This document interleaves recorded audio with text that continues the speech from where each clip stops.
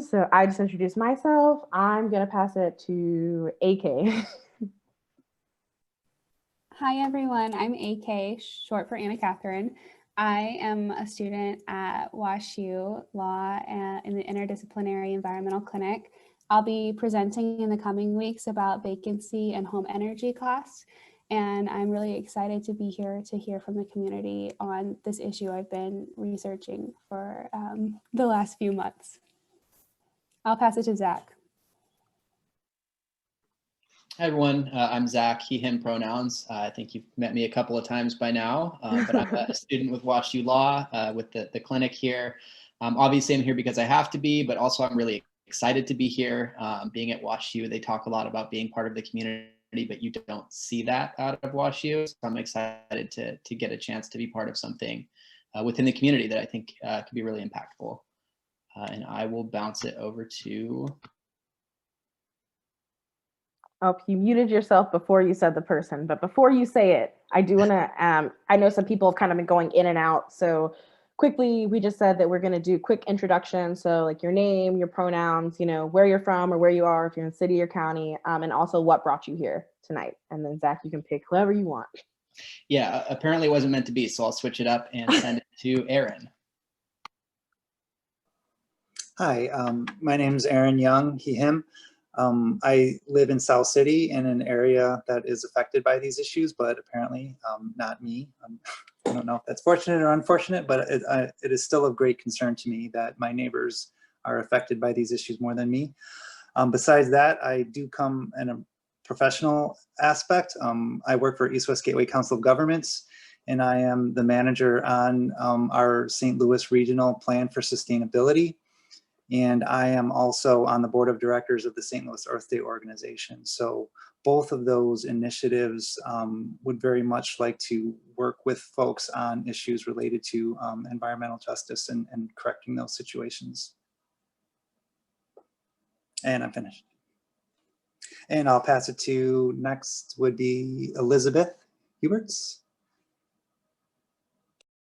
Let me unmute myself. I'm the director of the environmental clinic, and we've been working on this project for a while, and I'm very excited to see it going to the community and hearing what other people have to say. And I'll pass it on to Ken then. Hi everyone, my name is Ken Miller, he, him pronouns. As I was briefly introduced at the beginning, I'm an environmental scientist with the environmental clinic at Washington University. And helping to supervise the students that presented tonight and who will be presenting in the coming weeks.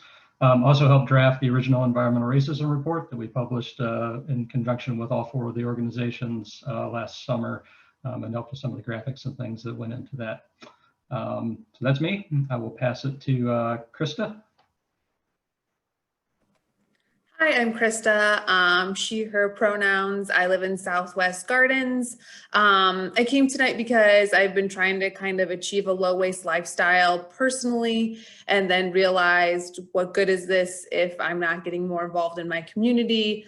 So actually that's kind of a goal of mine for 2020. And I started the year by actually testifying against Ameren with regards to the coal plants. So that was pretty cool and nerve-wracking, and then was aware of the report, and the reason I came tonight was to put some action behind it and to learn more as well.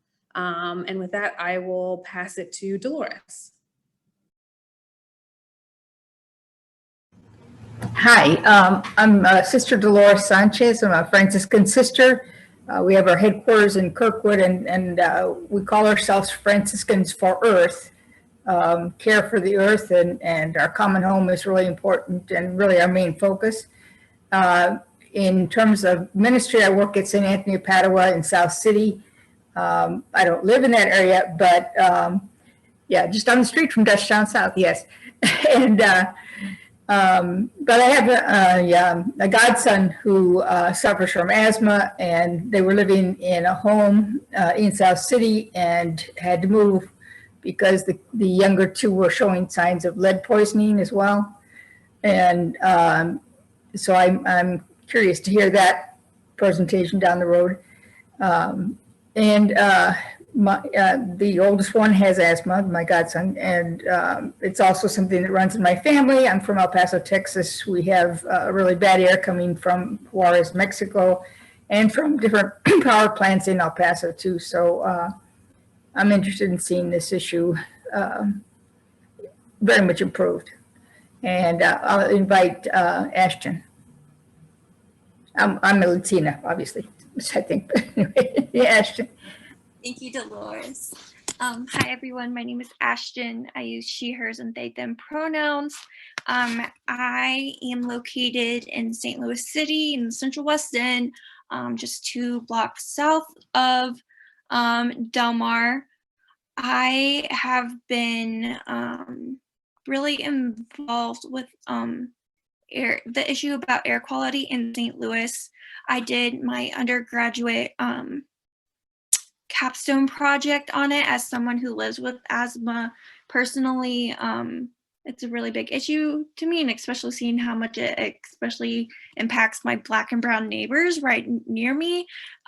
So I got involved as a senior in college with the Sierra Club, and my mentor, Leah Clyburn, helped with the Sierra Club, helped a lot with this report as well, from what I understand. So she's been a great mentor and has I've learned a lot from her. And then through that, now I'm an employee with the Sierra Club, so I'm a new organizer as well. So yeah, I'm really happy to just keep talking about this issue that's really, really important for me, and appreciative of being here. And I'm finished, and I will pass it to Bianca.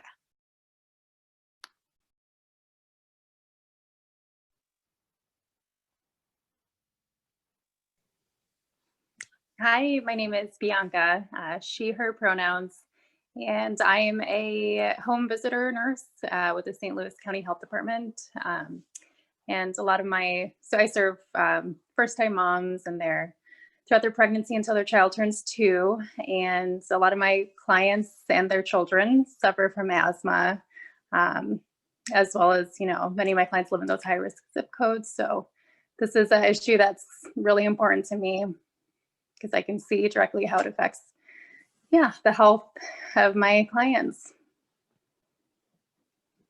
I will pass it to, I'm on my phone, so let's see. I think Abby is the last person that hasn't gone. Okay. I know it's kind of hard to see on the phone. Okay, all right, it's all you, Abby.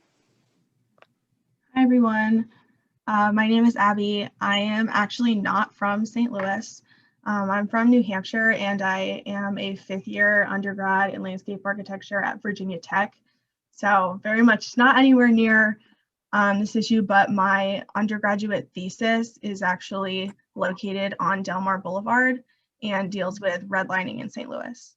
So kind of jumping into this from a little bit far away, but just trying to learn more about the community and the different things that plague this area through design justice. So kind of just a different angle. Nice to meet everyone. Yeah, well, thank you so much for everyone being here. I feel like we have people from a lot of different places and in different parts of the city and the county, and different careers and stuff. So I think it's really good. I'm excited to have deeper conversations with y'all. So I'm about to put the discussion questions that we have in the chat so everyone can be able to reference them. All right, so we just sent them in. So we have 4 main questions that we're going to be focusing on. What does environmental racism mean to you? Do you or someone you know suffer with asthma, and what has that been like for you or for them? What do you wish could have been there to help you through that? And what do you think needs to change to solve these problems? So I want to actually give us a minute and a half, maybe 2 minutes, to just write down or to jot down thoughts if that's helpful for you, to draw, whatever really helps you process. I said earlier, if you had pen and paper, that's great. So if you don't have it, there's still time to grab it.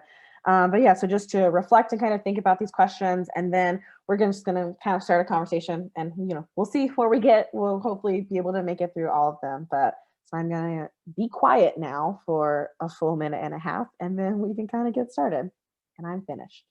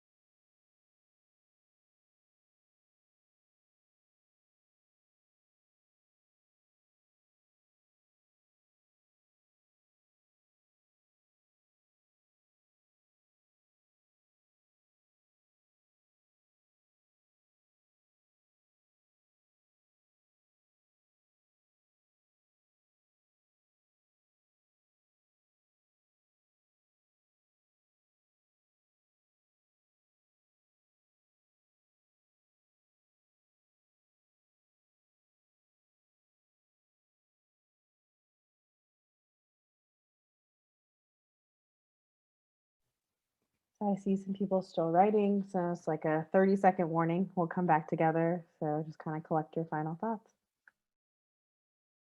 And also, if you haven't filled in the sign-in sheet, this is a great time to go ahead and do that. And the link should be in the chat.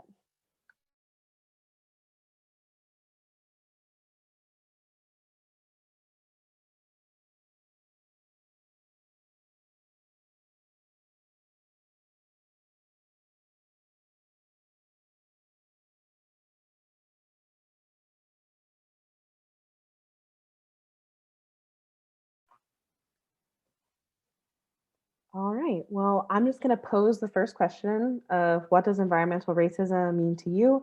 And, you can just kind of pop in and hop in. We'll just kind of go from there. So what does environmental racism mean to you?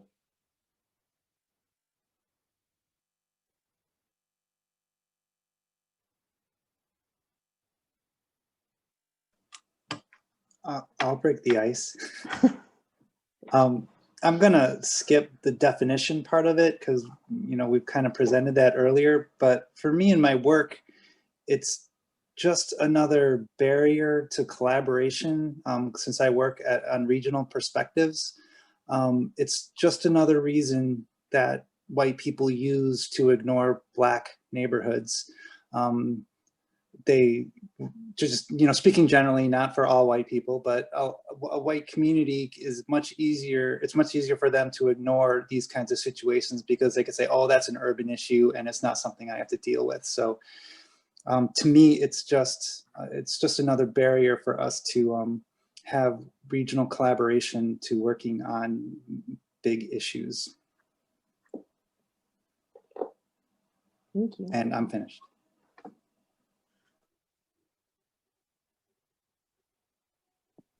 I'll hop in and kind of piggyback off of Aaron.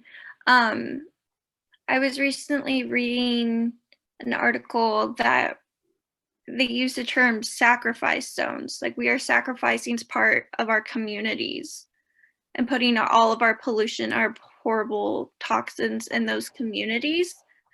And historically, our government and corporations, they're picking those communities because of who lives there, So when I hear that, I just think like I have like a body feeling, like I feel that like just heaviness of like that hard to breathe and whatnot. So that's kind of what I came to my mind.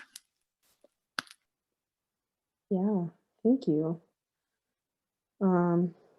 Anyone else? And I will say, like, we don't have to all feel like we have to answer like every single, one. So if you feel like what you said has already been said, if you want to piggyback, that's totally fine. And if you want to answer every single one, that's also fine. But that pressure isn't there.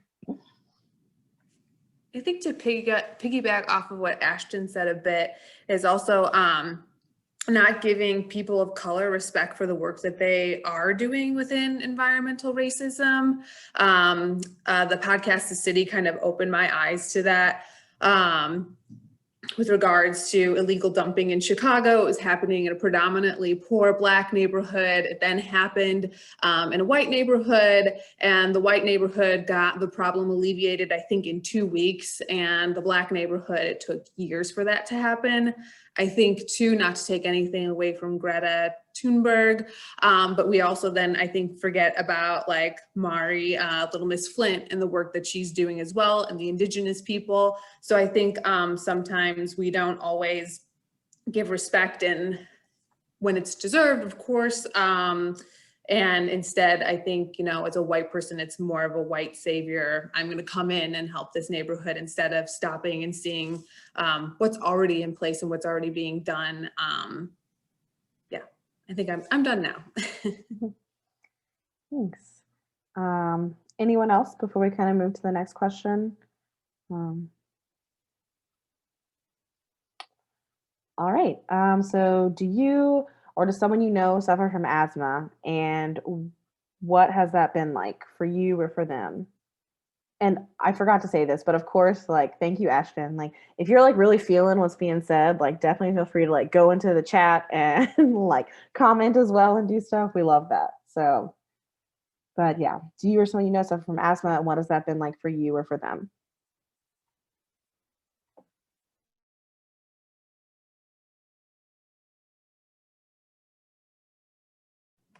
So I don't think I mentioned this one in my introduction. I'm a speech language pathologist and I work in Hazelwood School District. And I work on my caseload, it's 100% Black. And I was unaware of asthma in terms of a more nuanced understanding of it. So I think my experience has been through my students realizing the difficulties that they are encountering. And so I think that that's really changed my perspective, because I think before I would hear asthma and think that's treatable, you can live with that, but then not taking into account, and especially Zach's presentation with regards to, and the other presentation about asthma and just how much it really disproportionately affects, and from my lens, my students.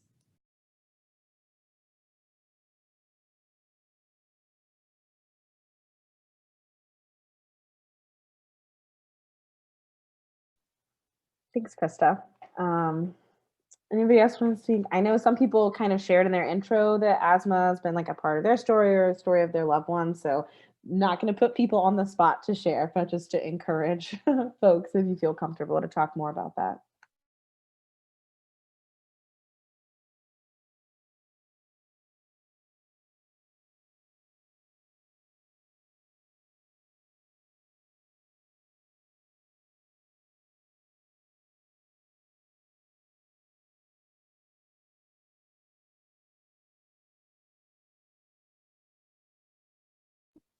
Yeah, I'll just hop in real quick and say I've had asthma for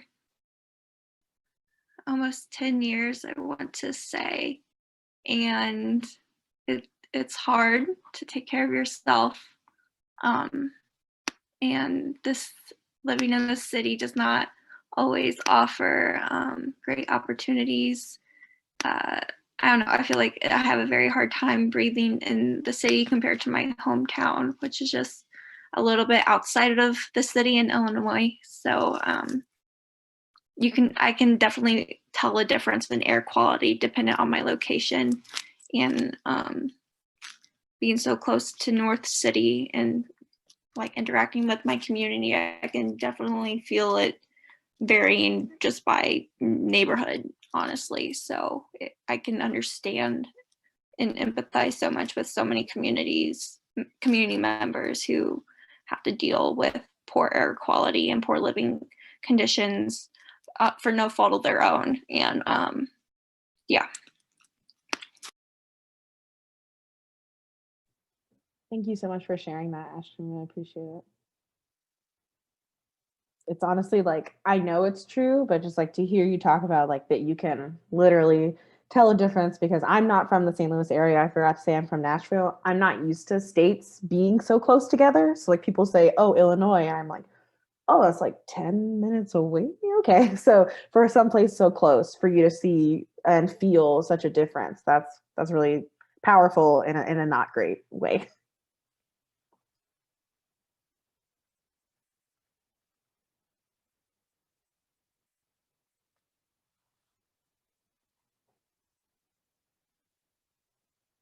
Anybody else want to jump in before we move on?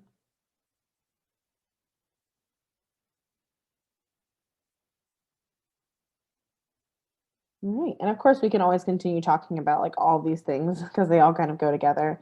And I think, Ashton, you kind of talked about this like a little bit, and I'm just going to pose it again. Like, and then for those of you who maybe you don't have asthma, but your students or people who you know have it, like, what are the things you wish that like you could have had to help you through those times? Or what are some of the things that you wish like you could give to the people in your life who you know who are suffering with asthma or just like being really impacted by the air pollution in the city?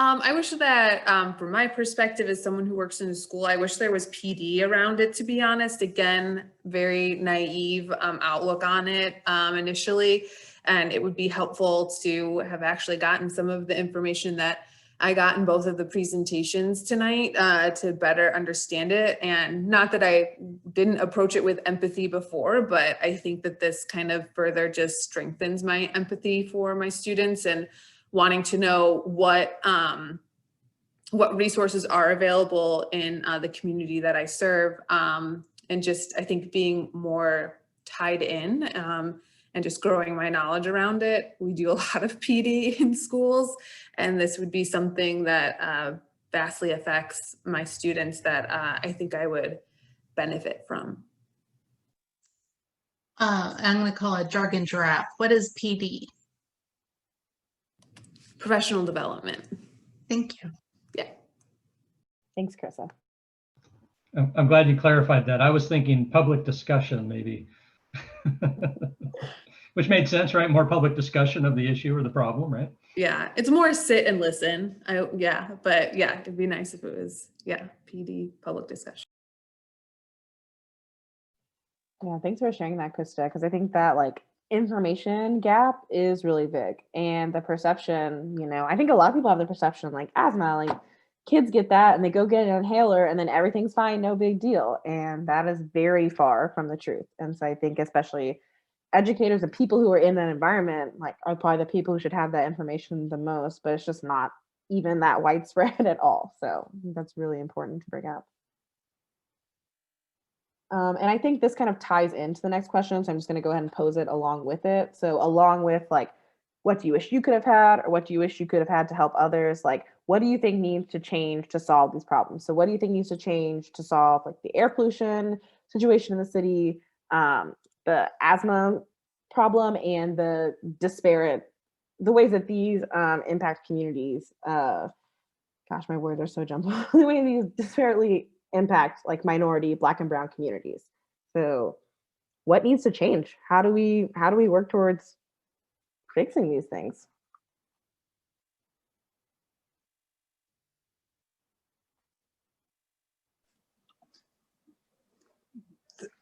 When the first presentation was going on, I was busy online Googling what causes asthma. And of course, they covered it a little bit in the next presentation. It's kind of a long intro, but there's obviously been a lot of statistical analysis of the data to figure out what are the environmental justice issues within St. Louis. And then it leads to asthma and air pollution, but the stuff I was reading says they don't really know what causes asthma. So it's all, statistical correlation for now. So I wanted to interject a circumstantial part of that, in that I live in a neighborhood that, there's, according to the statistics, there's people with asthma at higher rates in Black communities. But I am a runner and a biker, and I spend a lot of time outside, and I breathe the same air pollution as everybody around me, and I don't have it. So, again, it's circumstantial.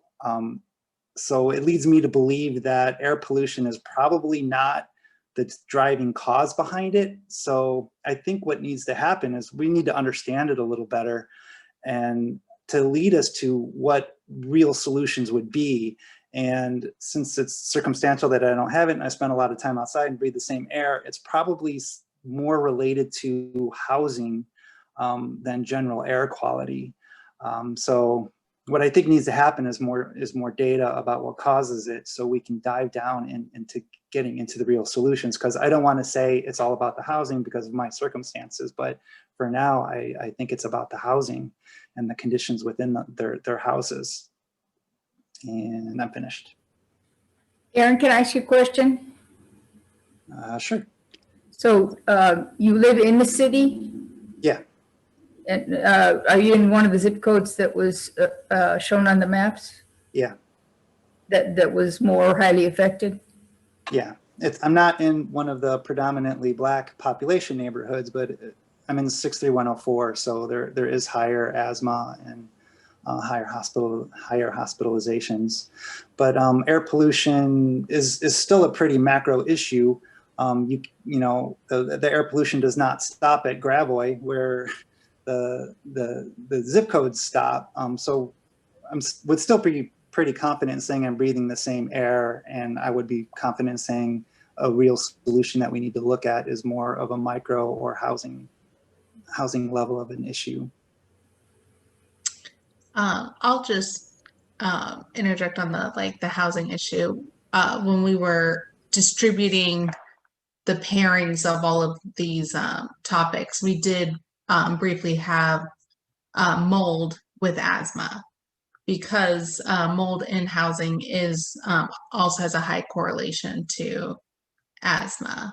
I think regardless of what is causing all of the asthma, because the correlative evidence is pretty strong, that there's a direct link, even if we don't understand it at a biological level at this point. The correlative level is pretty strong there. But the pollution we know is killing us. Like, we know that the air pollution, and if we're not feeling it now, we will feel it down the road. Yeah, and I would say it's probably a combination of those. You know, because I am not exposed to mold, so, you know, not that mold is the only issue. So it's a combination of both. But in digging down and finding the solutions, you know, that's what I'm always trying to do. There's a lot of organizations like mine that's working on pollution. So for this kind of effort, you know, I just finding a priority for what we can do at the neighborhood scale, you know, leads back to the housing, because we're, you know, Sierra Club and East West Gateway and lots of organizations are working on that macro issue of pollution, and we're not going to stop. So, you know, I just think from my circumstantial perspective that housing is probably something we need to focus on as a solution. Yeah, I think, and thank you for sharing that. I think something that Zach talked about a lot in his presentation as well, about like how, you know, air pollution, like not only, you know, impacts asthma, but really impacts a lot of other things, and things that occur like at much higher levels in communities that are predominantly Black and brown. So, you know, we are going to look at housing and things like that later on. So I think it'll be good for us to kind of explore that more. But I also think it can kind of be like, it might not look like asthma, but it might look like other things as well. And so I think it is kind of like the combination of that, what it is like for each individual person kind of circumstantially, and also like the kind of aggregate of stuff that is pulled together there.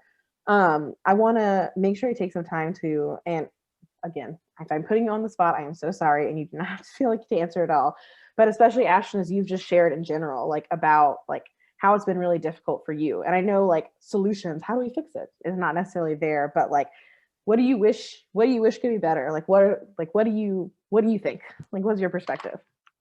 Yeah. I think like kind of to touch on what Aaron said, there's so much that goes into like why people have asthma. There's no one definitive reason why people have it.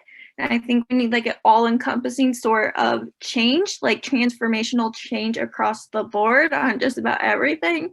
Like personally, as like a little hippie, really into like politics and stuff myself, I would love to see like a Green New Deal with like housing for all, because housing's a huge issue. We need healthcare because there's health disparities in our communities. That's why Black, brown, Indigenous folks are being affected by these issues more.